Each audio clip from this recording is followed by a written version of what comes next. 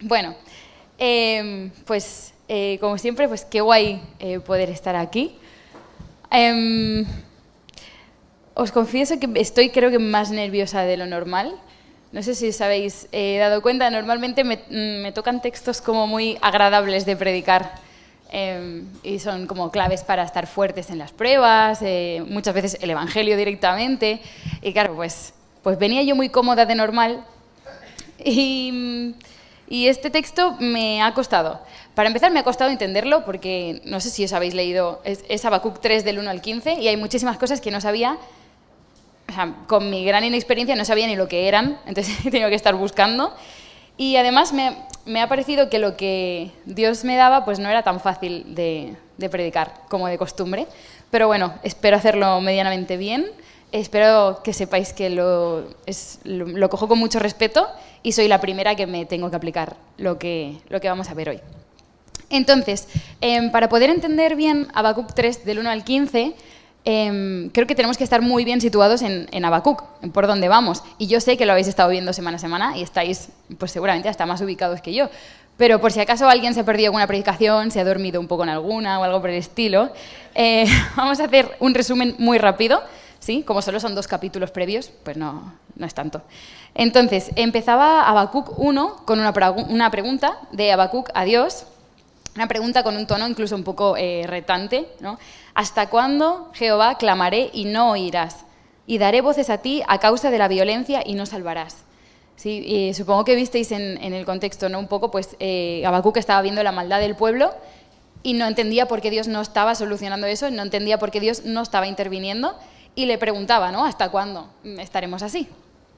Y Dios, pues, le contesta.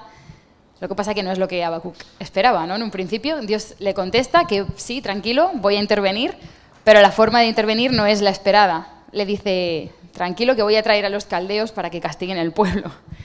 Entonces Habacuc yo creo que se queda un poco a cuadros y lo dice claramente. Habacuc sinceridad con el Señor sí que tiene, porque coge y le dice, bueno, se queja y le dice, ¿cómo vas a castigarnos a nosotros con los que son todavía peor? ¿No? Y pues Dios, en su gran paciencia, le vuelve a contestar y se lo explica. Y le dice en el capítulo 2, tranquilo Habacuc, si es que ellos también los voy a castigar. Y se dedica todo el capítulo a explicar por qué.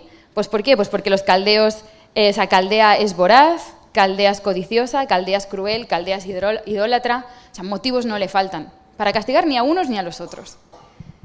Y entonces, con este contexto, empieza el capítulo 3 y Habacuc ha cambiado de actitud, 100%. Entonces, creo que es muy fácil coger y decir, bueno, pues en el capítulo 1 Habacuc tiene la actitud equivocada y ahora ya tiene la actitud correcta. Y podríamos avanzar y ya está. Pero a mí, no sé si a vosotros os choca o sea, ¿por qué cambia Habacuc? O sea, ¿qué es lo que pasa en el 2 para pasar de la actitud que hay en el capítulo 1 a la que hay en el capítulo 3? O sea, en el 2 simplemente es Dios explicándole, o sea, simplemente es Dios explicándole qué es lo que va a pasar con Caldea, qué es lo que va a pasar con los caldeos. No es algo que afectara a Habacuc realmente directamente. Y ya yo, o sea, antes de empezar el capítulo 3, pues ya me estanqué. Entonces dije, vale, vamos bien. Y como no encontraba la respuesta, pues dije, bueno, da igual, voy a empezar con el 3 y a ver qué me encuentro. Y el 3, bueno, empieza. Oración del profeta Habacuc sobre Sigionot. Eso es porque seguramente esto era luego un cántico del pueblo, entonces son como instrucciones sobre la música y demás. Y dice, oh Jehová, he oído tu palabra. Y ya está, hasta ahí. Hasta ahí yo creo más o menos me hizo entender. He oído tu palabra, ¿qué es lo que ha oído? ¿Qué es lo último que había escuchado Habacuc? El último versículo del capítulo 2. Dios diciéndole, mas Jehová está en su santo templo, calle delante de él toda la tierra. Y no sé si os choca tanto como a mí, pero venimos de ver un Habacuc que le está cuestionando a Dios, que le está reprochando un poco, que se está quejando. Y el último versículo es Dios diciendo, Jehová está en su santo templo, calle delante de él toda la tierra. Y yo creo, y esto ya es mi imaginación, pero que entre el capítulo 2 y el capítulo 3 debe haber ahí un tiempo de Habacuc de parar y decir, ostras, y darse cuenta de con quién está hablando y a quién le está hablando. Y mi forma de, al menos entenderlo, de entender por qué Habacuc cambia, es de ahí. A partir de ahí, Habacuc ya va a hablar de otra forma a Dios. Y va a decir otras cosas y va a cambiar toda su forma de actuar y de pensar y de ver la vida. Porque Habacuc se estaba quejando, estaba, cuestionando a Dios. ¿Y quién es Dios? Dios es el que está en el santo templo. Y delante de él calla toda la tierra. Entonces, no hay nada que decir. Entonces, básicamente para mí el cambio importante de Habacuc es aceptar la voluntad de Dios, saber con quién está hablando y someterse.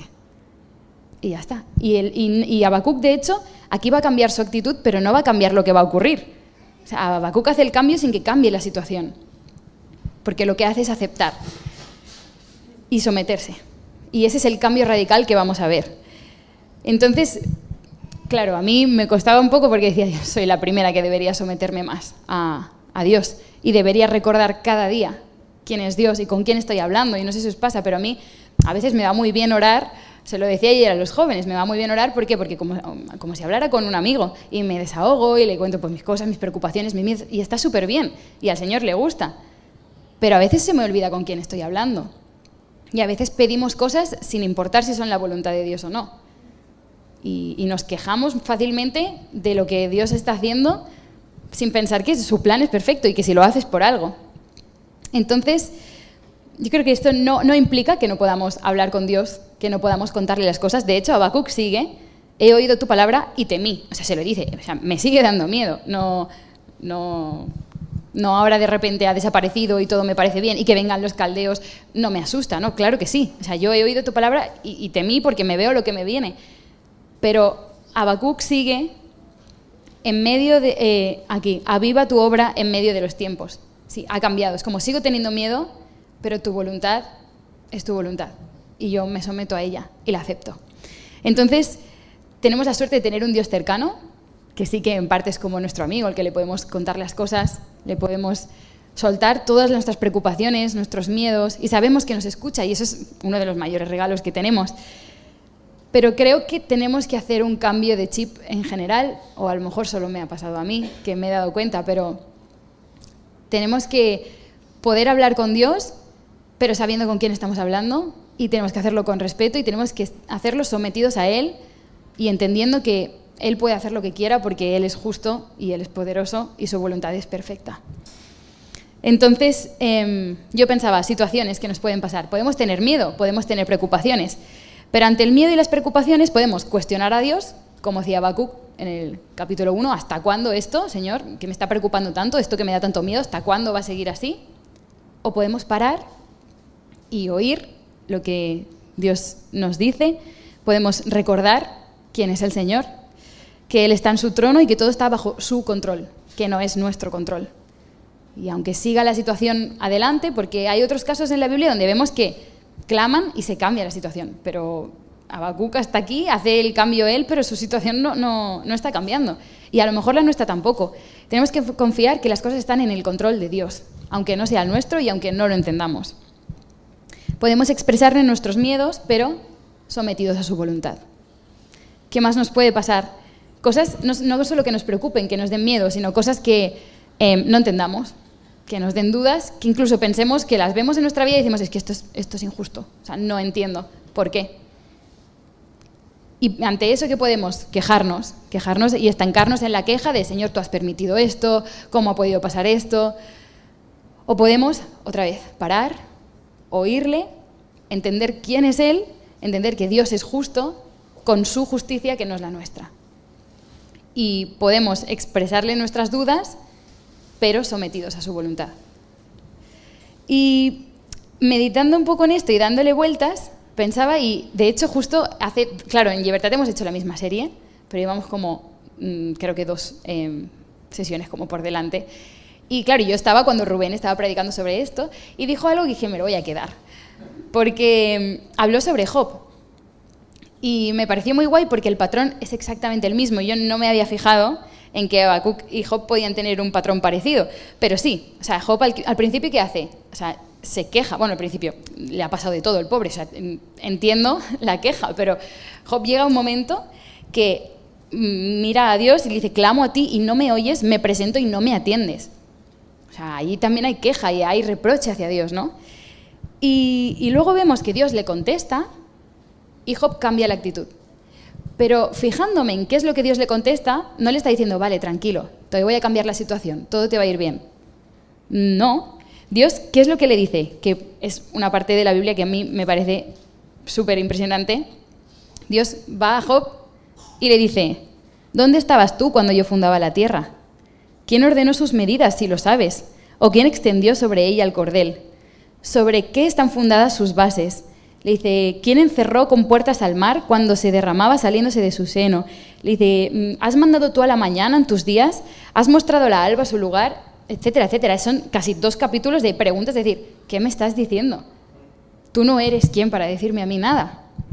Y de hecho, Dios le recuerda a Job quién es él y con quién está hablando, pero luego se lo dice claramente. O sea, que me parece casi que peor. Yo pienso, digo, pobre Job, a mí me dice esto Dios y digo, madre mía, tienes toda la razón. Dios empieza diciéndole, afirmando quién es él, pero luego pone a Job en su lugar también. Y le dice, cíñete ahora como varón tus lomos. Yo te preguntaré y tú me responderás. ¿Invalidarás tú también mi juicio? ¿Me condenarás a mí para justificarte tú? ¿Tienes tu brazo como el de Dios y truenas con voz como la suya? ¿Sí? Está diciendo, yo soy Dios y tú eres insignificante. Y yo te quiero y te amo y te valoro muchísimo, pero callen de mí toda la tierra, incluido Job. Y es bonito ver un poquito más adelante en Job también cómo eso, sin cambiar su situación, cambia su actitud, ¿sí? Y se somete. Y en el 42.2 dice, Job 42.2, yo conozco que todo lo puedes y que no hay pensamiento que se esconda de ti. Y más adelante en el 5, de oídas te había oído, mas ahora mis ojos te ven. ¿Sí? A veces para cambiar de actitud ante los problemas que vamos a tener, ante las pruebas, que si no estamos pasándolas ahora, las pasaremos mañana, porque es así, en la vida vienen todas las pruebas. A veces para cambiar la actitud no tenemos que ver la solución, no, Dios nos tiene que decir, tranquilos, todo se va a solucionar, es que a lo mejor no. Lo que tenemos que recordar es quién es Dios y que todo está bajo su control y que su plan es perfecto y que nosotros, aunque nos asuste, aunque nos dé miedo, tenemos que someternos a Él.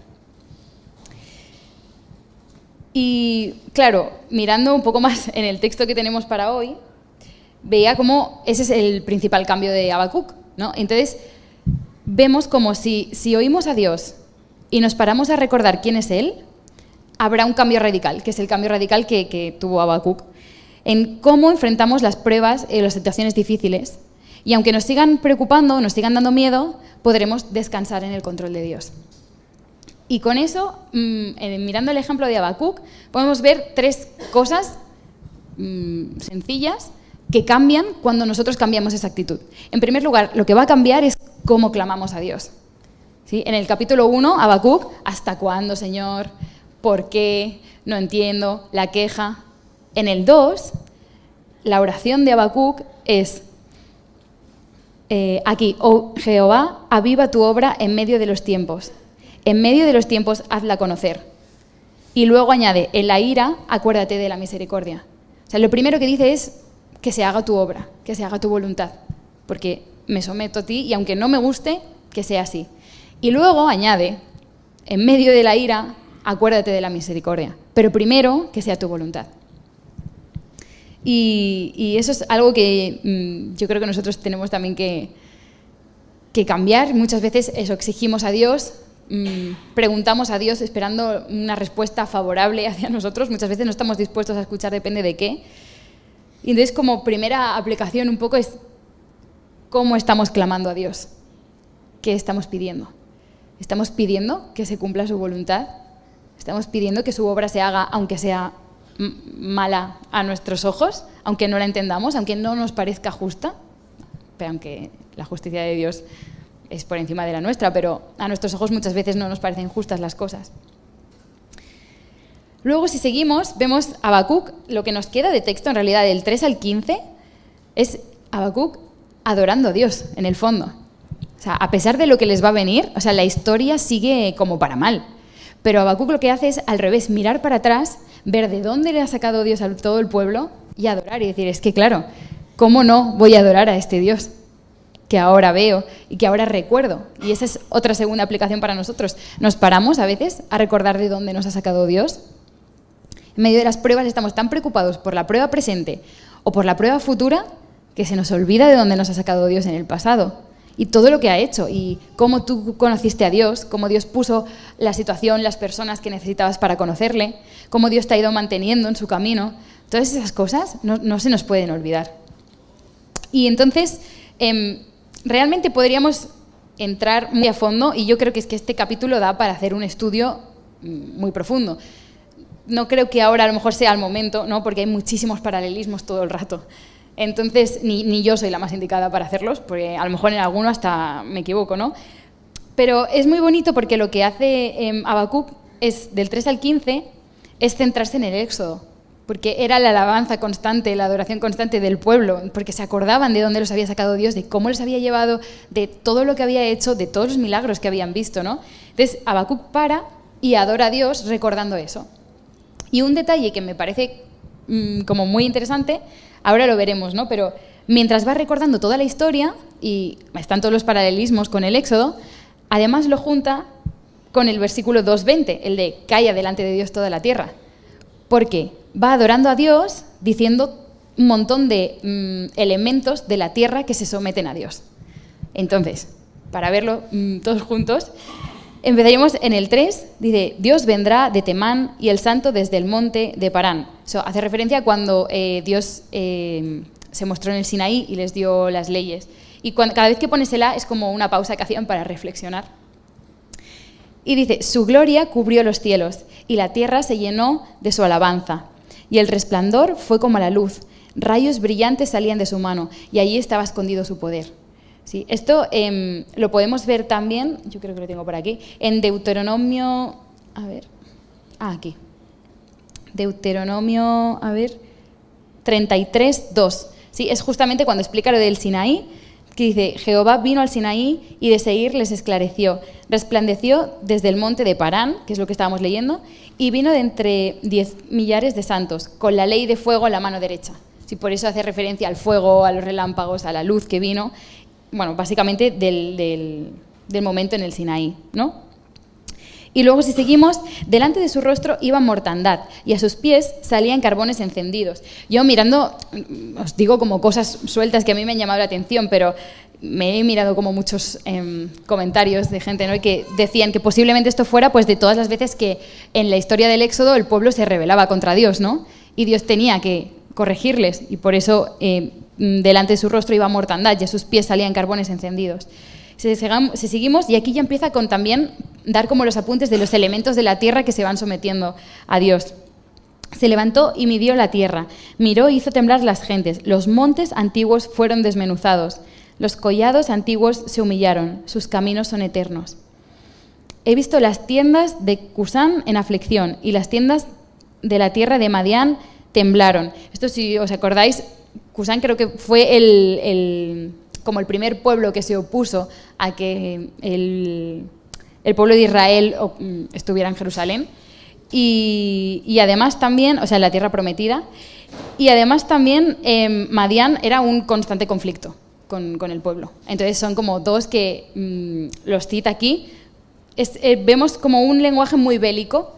O sea, vemos la combinación de los elementos de la tierra sometidos a Dios, más el lenguaje muy bélico de Dios dando la victoria a su pueblo en toda esa historia del Éxodo. Y vamos viendo así cómo los va sacando y cómo los lleva hasta donde están ahora. Dice, te airaste, oh Jehová, contra los ríos te airaste. Fue tu ira contra el mar, cuando montaste en tus caballos y en tus carros de victoria. Se descubrió enteramente tu arco. Los juramentos a las tribus fueron palabra segura. Hendiste la tierra con ríos. Te vieron y tuvieron temor los montes. Pasó la inundación de las aguas. El abismo dio su voz. A lo alto alzó sus manos. Hasta el sol y la luna se pararon en su lugar. A la luz de tus saetas anduvieron. Y el resplandor de tu fulgente lanza. Con ira hollaste la tierra. Con furor trillaste las naciones. Saliste para socorrer a tu pueblo. Aquí en este versículo es cuando explica el porqué de todo este lenguaje como más bélico, más de guerra, ¿no? ¿Por qué? ¿Por qué Dios hizo todo eso? para socorrer a su pueblo, para socorrer a su ungido. Traspasaste la cabeza de la casa del impío, descubriendo el cimiento hasta la roca. Horadaste con sus propios dardos las cabezas de sus guerreros, que como tempestad acometieron para dispersarme, cuyo regocijo era como para devorar al pobre encubiertamente. Caminaste en el mar con tus caballos sobre la mole de las grandes aguas. Habacuc lo que está haciendo es recordar quién era Dios y qué es lo que había hecho en el pasado. Y lo hace a través de este como collage de imágenes de todo el Éxodo. Y nosotros, yo creo que aquí podemos parar y hacer lo mismo. Y recordar, como hablábamos, ¿no? De dónde ha sacado personalmente cada uno de nosotros Dios. Pero además es que nosotros tenemos la suerte de que tenemos más que recordar que lo que tenía aquí Habacuc. Es que nosotros podemos pararnos y podemos recordar cómo Jesús vino a salvarnos. Porque lo tenemos en la Biblia. Podemos ver cómo Dios envió a Jesús para morir por ti y por mí. Cómo podemos leer todo lo que pasó. Podemos leer las palabras de Jesús. Es impresionante poder recordar eso. Y conocemos además la historia casi completa, ¿sí? Nos falta una pequeña parte. Podemos recordar cómo Jesús ascendió y cómo nos prometió que un día volvería. Eso lo tenemos escrito y tenemos escritas esas palabras. Así que, ¿qué es lo que también conocemos? Conocemos la esperanza futura que nos queda. Entonces, a partir de aquí, y nuestro texto acaba aquí, pero sin querer chafar al de la semana que viene, la tercera cosa que cambia cuando nos sometemos a Dios en medio de las pruebas, o sea, cambia nuestra forma de clamar, cambia que somos capaces de adorar ahí en medio, pero también cambiará que seremos capaces de confiar en medio de todo eso. Cuando recordemos quién es Dios, con quién estamos hablando, que no es cualquier persona y que no es tu amigo, aunque sí que sea cercano, cuando nos rindamos a sus pies, asumiendo que Él es el Dios Todopoderoso y nosotros no somos nada, cuando callemos delante de Él con el resto de la tierra y aceptemos su voluntad y nos sometamos, cuando recordamos todo lo que ha hecho por nosotros y cuando tengamos puesta la vista en el reino de los cielos y en la esperanza que tenemos, entonces, y solo entonces podremos confiar en Dios. Y podremos decir algo parecido a lo que Habacuc dirá después. Aunque todo vaya mal, aunque la higuera no florezca, aunque no haya comida, aunque no hayan vacas, aunque no haya lo que sea, con todo yo me alegraré en el Señor y me gozaré en el Dios de mi salvación.